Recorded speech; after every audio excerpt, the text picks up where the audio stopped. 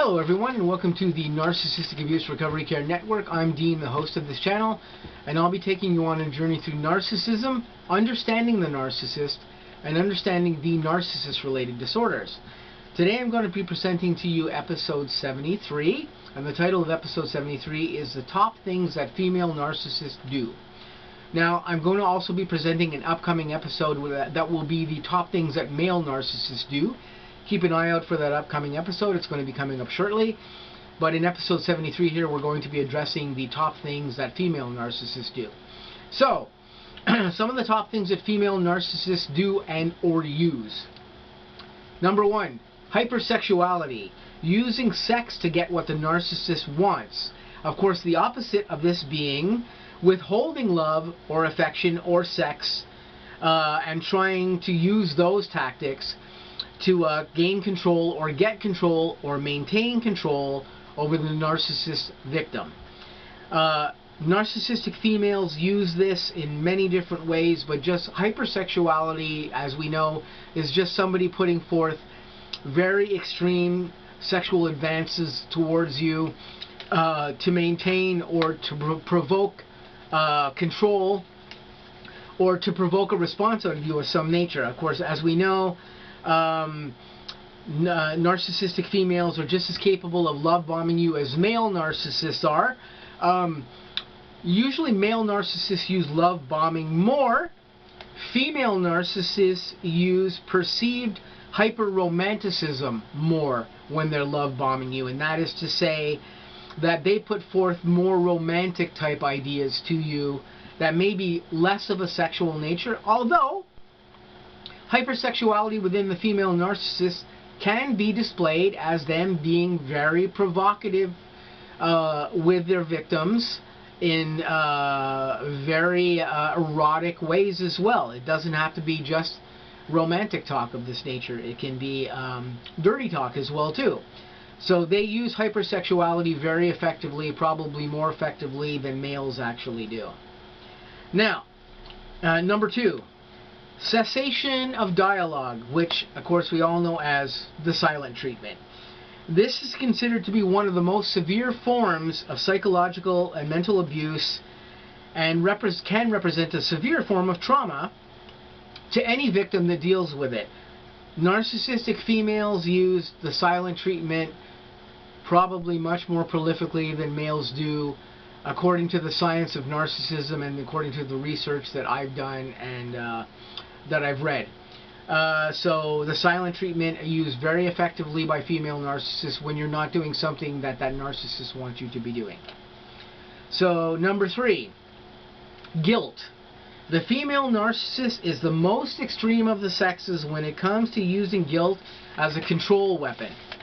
This can be one of the most severe weaponized forms of control used by both the female and male narcissists alike, but is used more often by the female narcissist as opposed to male narcissists who use violence or fear of physical harm or display power to their victims in that way.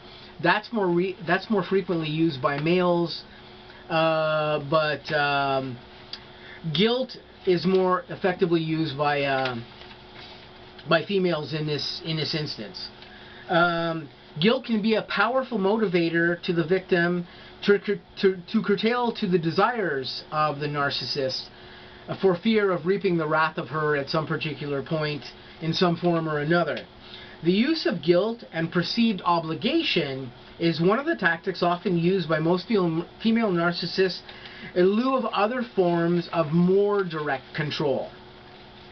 So, number 4, shaming and emasculation towards the male victim. Female narcissists will often use shaming or emasculation with their male victims, and often they will use triangulation of their former lovers. They will critique sexual performance of their victims. They will critique appearance of their victims. They will critique your quality of living, critique your income, critique your social status.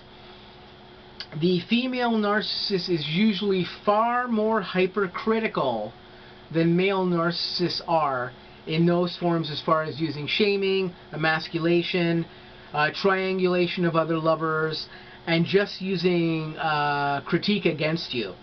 They do that much more readily and more prolific ways than male narcissists do most of the time.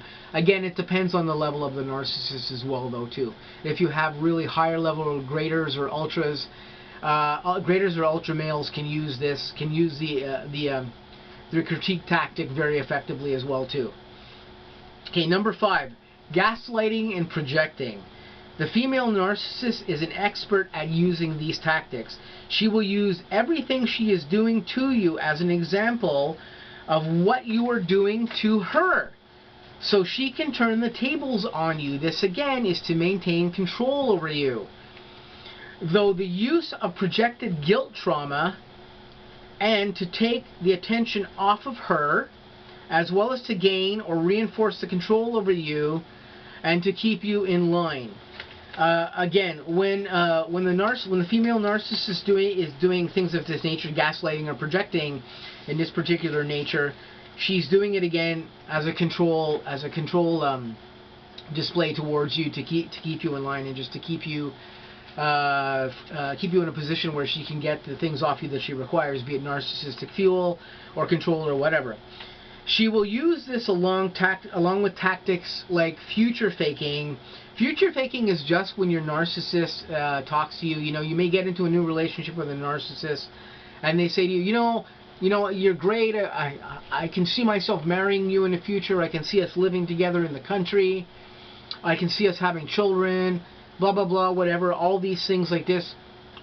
They're telling you these things because they're future faking with you. They're giving you an image they want you to see of where something can go with them in the future, but that future is just false. They're not really putting towards real hopes and dreams towards you. They're just telling you what you want to hear. So they use this in other power-based actions to keep and maintain control of you and to keep you within their fuel matrix. Female narcissists, again, are very good at doing this because, of course, they can also use provocativeness in a way that some men can't use provocation of that nature, to put you in a mindset of visualizing what they want you to visualize in order to keep you around and keep you within their fuel matrix. So these have been some of the things some of the top things that female narcissists do to keep you locked into them and keep you addicted to them and within their control. Hopefully this gives you a little bit of insight into some of the things that they use as far as what narcissists do to hold sway over you. So this has been episode 73. Like I said, I'm going to have an upcoming episode on the top things that male narcissists do as well. Keep an eye out for that episode, but I've got a lot more new episodes coming up as well too. Hope you guys have a great day, and I will catch you very soon.